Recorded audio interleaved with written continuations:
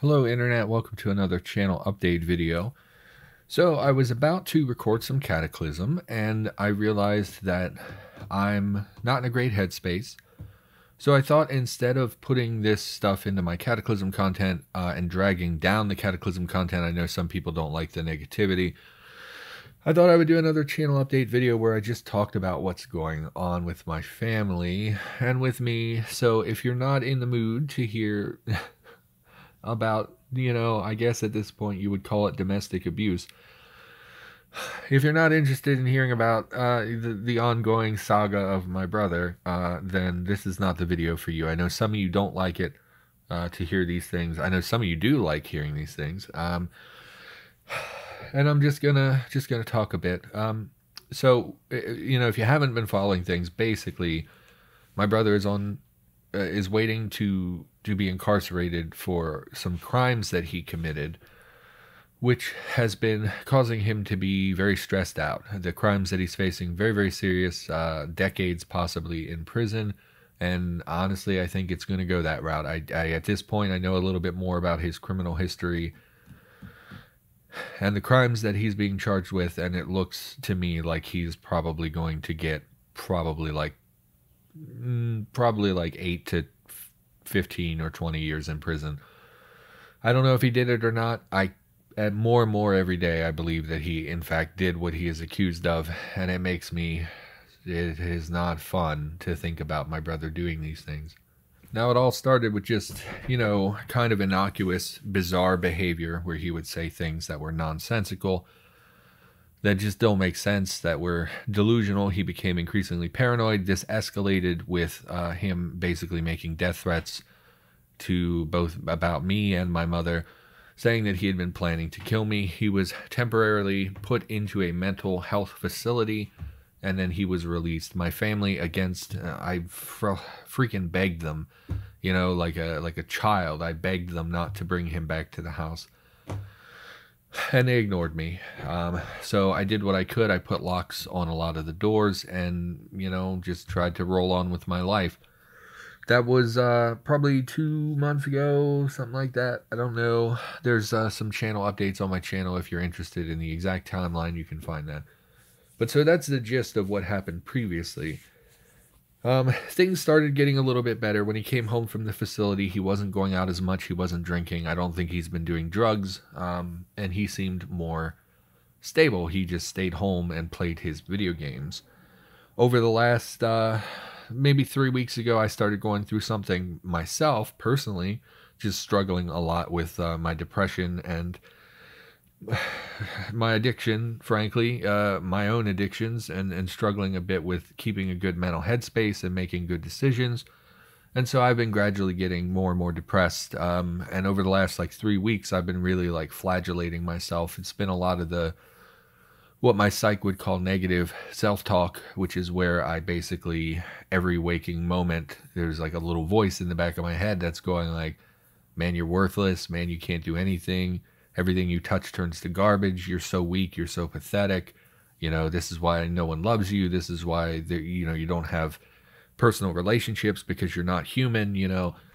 Other people look at you, they can see the dark, monstrosity that you are, and whether or not you wear it on the outside, people look at you and they see this dark, bitter, pathetic creature, and that they don't want to be around. So just to give you an idea of that's generally what my negative thought process is. So I talk about my depression a lot on the channel, but I usually just say I've been depressed. I don't usually go into detail. The main thing for me is always that negative voice in my head that's constantly berating me, constantly tearing me down, telling me how weak I am, what a pathetic creature I am, how other people, look down on me, and it's just constant. And then also the other aspect of my mental health is usually my PTSD. Those are the two big things that I deal with on a daily basis. It's my depression and my PTSD. My PTSD is not so bad anymore. It's really only bad when something happens. My depression is a constant ambient force in my life that threatens to derail me on a daily basis, but my PTSD only really comes up when I have, when something traumatic happens, or I have a major responsibility. A lot of times my anxiety will flare up. That's not really my PTSD, but I often lump my PTSD with my anxiety. My PTSD only really triggers when I feel threatened or in danger or paranoia sometimes, things like that. So I've been having a not good time for the last 3 weeks or so. I can definitely tell in my content that I've been more irritable. The last 4 or 5 Cataclysm episodes have been very complaint heavy and very, just lower quality in my mind. I look back, I haven't edited them yet. I don't know how bad it really is, but I look back on them and I'm like, okay, I could have done better. I could hold this down a little bit. I can see that I'm irritable. I can see that I'm complaining. And it's been a lot of flagellation, a lot of that, you don't deserve to be happy and self-talk and stuff for the last few weeks. And then things started escalating with my brother again. There was a night, I guess it was only like 2 days ago, but 3-4 days ago, I went to work and he was sitting on our front stoop, and I worked, for several hours. I don't work full time. It's only, 4 hours a night sometimes. And I went to work, he was on our stoop, and when I came back, he was on our stoop, and it looked like he had not moved or done anything. And then, I came in the house, and it was several hours before I went to bed. He never came inside. He just was sitting on our stoop. And that concerned me. He didn't have his cell phone. He didn't have a tablet. He was just literally just sitting and staring at nothing. He didn't even move. Like when I walked in the house, he's literally blocking the path. He didn't move at all. He just sat there and stared at nothing. And I started to get in my head like, okay, this is him deteriorating again. This is going to lead to bad things. And sure enough, that's exactly what happened. He's been deteriorating. Okay, so last night, he came up to my room and knocked on my door. I didn't know it was him. Otherwise, I wouldn't have opened the door. Thought it was my other family member.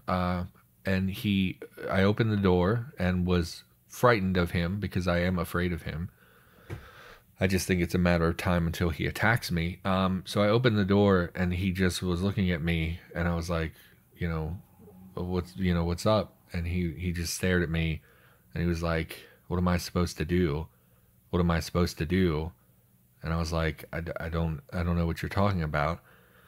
And he just turned and walked away and went downstairs. So I called after him. I was like, hey, what's going on? And he just ignored me and walked downstairs. I kept calling his name and he just walked away. And he went outside. And that whole encounter frightened me because that's bizarre. Again, he's been dealing with very serious delusions of he imagines things that are happening. So I thought this was him escalating and that I was in danger again. So I went in my room, I locked my door, sat back down, tried to not think about it, tried to work on YouTube stuff. And I couldn't really shake that feeling of like, this is escalating. It's going to be really bad. So I was like, okay, well maybe, there's some part of me. There are two parts of me. There's the rational part and then there's the emotional part, right? They're very opposite things. The rational part of me knows that I should stay away from him and that I should treat him as though he is an abuser. I should distance myself from him. I should never be alone with him. The same way I would treat someone that, was abusive. I would just never be alone with them. I would never engage them. I would just avoid them. But the part of me that still loves my brother, the more emotional part, I want to help him. I want him to be healthy and safe and I want to reach out to him. I want him to be well. And that part of me overtook the rational part, and I said, okay, well, it was nagging at me. I'm going to go down and talk to him. So he was out on our front stoop. He sits out there for hours, even though it's like 20 degrees most nights. He doesn't wear a coat. He just sits out there and stares. So I was like, all right, I'm going to go talk to him. So I went down and was just asking him, at first was just like, hey, how, are you okay? What's going on? And he didn't really talk to me. He kind of was just staring. And I probed him. I was like, hey, are you doing okay? You seem like you're not doing well lately. It seems like you're having a hard time sleeping, because like he doesn't sleep or anything. So I was like, how are you doing? Just trying to probe him, just trying to find a little bit more information about what's going on so I can assess what's going on. And at first it was fine. He was talking about like, oh, I'm fine. It's not a big deal. And he seemed normal, and it was like old him, that wasn't scary or anything. But it escalated. It just started to become nonsense. Like at first he was making sense, and then he started talking about how we were stealing his mail, and like he kept asking, "Where are the packages? Where are the packages?" And I'm like, I don't know what you're talking about. Are you missing packages? And then he, elaborates like, "Oh, someone's stealing my mail. I'm not getting my mail. It's the fucking post office is right there. How are you losing my mail?" And I tried to calm him down and was just like, we're not taking your mail. We wouldn't do that to you. We want you to be able to take care, like, because he was talking about court case information that he's not getting. So I'm telling him, like, we wouldn't do that to you. We want you to be able to take care of this. We want you to be able to handle this whole legal situation. We want you to be okay. And he just pivoted, like one thing after another. It was just one delusion after the next. So first we were stealing his mail.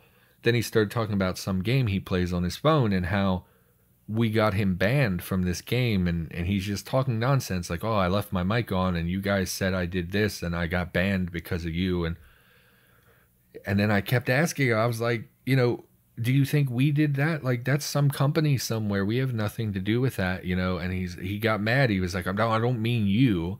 But every time he would talk, he would say "you," like very pointed at me. And it continued to escalate. He said something about his daughter and how, if we ever threaten his daughter, he's going to do something. And I told him we would never do that. We would never threaten her. She's my niece. We love her. We would never do anything to hurt her. And he talked about us hunting people, which I don't understand at all. Like, I don't know where these things are coming from. He's obviously sick. And they don't make sense. And these are just some examples. Like, he ran through like 9 different delusions the whole time. And it was just gradually escalating. Like, he just got in my face and was like, "I told you if you ever tried to hurt my daughter." And I was like, you didn't say anything. We've never, I'm not even around her. I'm around her for like 20 minutes every 2 weeks. Like, I don't engage with my niece. I don't know how to talk to kids. I just don't go around her. She's like 7. How old is she? She's like 8, 7 or 8. I don't even talk to the girl that much. I bought her something at Christmas. I talked to her for 3 minutes to give her a present, last time she was here, and that's it. So I was telling him, like, we're not going to hurt her. We're her family. We care about her. My family members that I live with, they dote on her all the time. She's one of the most important things in their life. And he's talking about us hurting his daughter. And he's saying, "Well, I told you guys to stay away from her, or if you ever hurt her." And he never said those things at all. Like, he's completely delusional. When we talked about before, when he made the death threats, he says, "Well, I never said any of those things. You called the cops on me," which I didn't call the cop. I had nothing to do with calling the police. And he did make a lot of threats. So in his mind, he's completely blameless. Like, none of this stuff ever happened. It's us working against him. And he kept saying, like, hunting people. And when he took my niece to this like amusement park or something a while back. And he was talking about how he was seeing thugs everywhere. And, "Oh, did you think I wouldn't notice them? Like, what the fuck? You think I'm stupid? I'm not going to notice that you sent people to follow." It's just complete and utter nonsense. And I'm terrified of him. And he was mad. He was like, "Oh, and then I come home and you have the fucking locks on the door." And I was like, "Yes, I'm afraid of you. Like, you have scared our family repeatedly. We're afraid of you. You're escalating and you don't understand that you're not doing very well. And we're trying to, like, that's for my safety. Like, does it really matter? It doesn't negatively affect you in any way. It just makes me feel more safe at the house to have locks on my door. That's not unreasonable."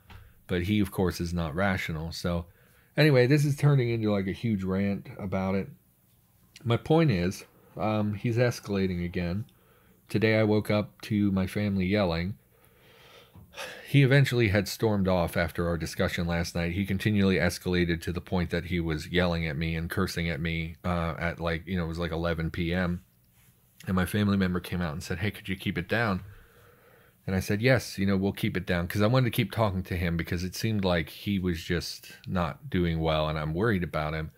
And she went back inside, and then like 2 minutes later, he's screaming again. And she came out and was like, can you please stop?" And my brother just was like, "I'm out of here." And he walked off without a coat, and it's like 20 degrees and it's going to be, and he stayed away all night. And I don't know when he came home, but This morning I woke up to my family member yelling, like, you're not taking the car, you're not taking the car.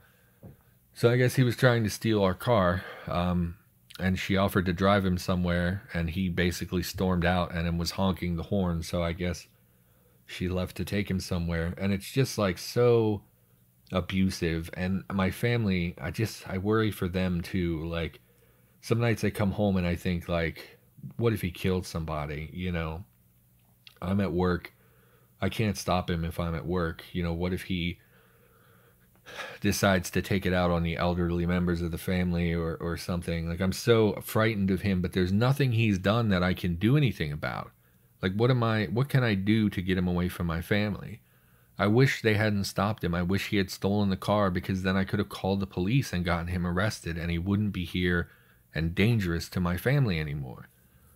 But I don't own the house, so I can't throw him out or anything, And at the end of the day, there's still part of me that's like, I want him to have a safe place to be. I feel all tore up inside because I don't know what to do.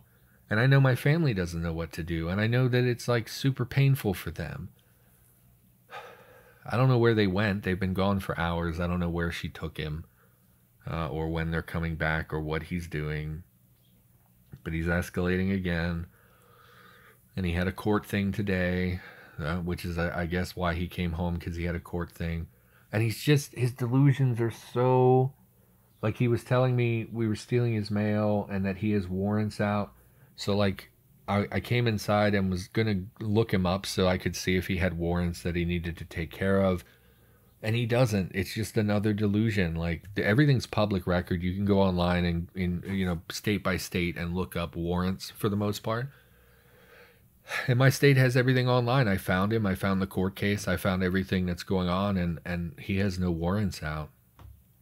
So I don't know where that comes from. He's just paranoid and delusional. And there's nothing to be done. I can't do anything.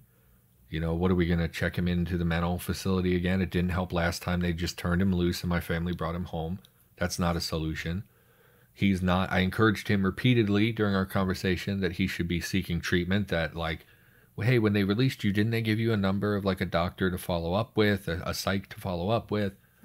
And he's not going to call anyone. And, he's an adult, so I can't make him go into treatment. It's not like having a 13-year-old that you can say, okay, my kid is going to the psych, And two, when I looked up his charges, I didn't know a lot about what he had done. I didn't know about his criminal history. When I looked him up, I found everything he's ever done, and it's a lot. Like, I didn't know. He lied to us about a lot of the things, saying that they weren't what they were. Like, it starts innocuous, a couple drunken disorderlies. Pretty standard for someone with alcohol problems, and a loud mouth. It doesn't take much to get a drunken disorderly. It's a pretty stupid charge, in my opinion, drunken disorderly. But, it's something that comes up sometimes. And then it just escalates from there, burglary and terroristic threats, repeatedly terroristic threats. And he had a DUI, which he told us was not a DUI. He said it was his medication and that he had gotten it cleared up, but it's not. It was a DUI that he, was charged with. And he just lies to us about these things, and all the threats, and the crime that he's accused of now is, like, super heinous. Like, I looked at the charges. There's a lot of really terrible things that he did, or allegedly, I guess, did. And it makes me all that much more afraid of him, and all that much more like he shouldn't be here. And I'm already not having a good time. I refilled my medications yesterday. I saw my psych on Monday. I don't know what today is. The days are blurring together, which is something that happens when I'm not doing well. Saw my psych, got a refill. He encouraged me to take these. I'm supposed to take them. I don't even know where they are now. I'm supposed to take them when I feel like I need them. What is it? Take one by mouth up to 3 times a day as needed for anxiety. So when I'm having a really bad day, I'm supposed to take one of these. They don't really work. If I had to describe what it's like Like, you know, you see movies where people take like a Valium or whatever, and they just veg out and they feel they're just like a zombie. It's not like that at all. Like, that's what I thought it would be. It's just like, it feels like nothing. It feels like nothing is happening. And then a couple hours later, I'll be like, oh, you know, I'm not doing too bad. Like, it's definitely not as bad as it was, you know, 2 hours ago. So it's like, it's not even that big of an impact. It just makes me feel like, okay, this is tolerable, which I guess is an improvement, but I don't know. It seems like it takes so long to do anything. I just wish, you know, I talked to my psych and I explained that to him. I was like, I don't even take them really because they don't seem to work. And he was like, well, it's not a magic pill. I was like, I know, but I really would like a magic pill. Like, I would like to just not be so. I don't know. I've been crying a lot these last few weeks, and I'm just so over it, you know. And then I try, and then I try to record YouTube, and it's like I'm just so miserable, and it's so hard not to put that in the content, you know. I just want to relax and have a good time, and like even and with my brother, like he said something like, ever since you came home you've been such a big shot. And I just thought, like, what a ridiculous thing to say. Like, he means, so I came home, I was incarcerated, I came home like like 7 years ago. I came home from being incarcerated, and my brother says, ever since then you've been a big shot. Except that ever since then I've been living a really pathetic life. All I do is go to work, come home, I eat, and for the last 2 years I've been doing YouTube. I am not living. I'm existing. You know, I don't go anywhere. I don't interact with people. 90% of my communication with society is through the internet. I don't know what he means. Like, I don't know what he's talking about. Like, in his head, I'm some mastermind, you know, person who's manipulating the household and turning all these things against him. And it's like, I'm just a pathetic person that can barely function as an adult, you know. Anyway, let's not embrace the depression too much. So anyway, I think that's about a wrap. I just wanted to talk about it. I did write everything down after we talked, because I've been keeping a log of his behavior for in case I need to get a PFA, which every day seems like something I should be doing more and more, but I'm afraid to pull the trigger on that, because like I don't know if a judge would remove him from the house, and my family's not on board for it. Like, I keep begging them, like, just put him out. Like, it's your house. You don't have to let someone who is abusing you live in your house. You know, if this were my mother with my stepdad who abused us for years, my family told her to get away from him, you know, but when it's them, they don't see it at all that he's abusing them. They're miserable. They know they're miserable, but they're not willing to pull the trigger and do something about it. And it's been hugely frustrating, and it so makes me very sad to see, you know, my older family members who are supposed to be, you know, they're retired, they just want to relax and live their life, they just want to see their niece and have a good time, and my brother in his head thinks we're all against him, and we're working to hurt him and my niece, and it's just so bizarre when these people love them so much, you know.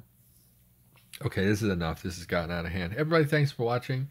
Thanks for listening. I don't blame you if you don't like this content. I just it's very therapeutic for me to talk out loud about things. It's something that helps me process. Usually I do that in therapy, but I don't have another appointment for another 7 days. So yeah, I thought I would talk about it and maybe try to clear my mind of it a bit by vocalizing it. Sometimes, you know, if you're like me, you have depression or whatever, sometimes talking out loud just helps, you know, vocalizing the things that you're thinking and feeling, and, you know, expressing it verbally is a way of processing. And it's always been very helpful for me. It's why I talk about these things a lot in my content, is because it helps alleviate that burden somewhat. Anyway, that's enough of that. Everybody, thank you for listening. I'm going to keep trying to produce YouTube content, but hey, if you watch this and then you start noticing, like, man, this guy seems irritable in his content, this is why. I've just been dealing with some stuff. So everybody, thank you for being here. Thank you for listening as always. And there should be content going up daily. Going to keep striving for that daily content. And yeah, until next time, see you later.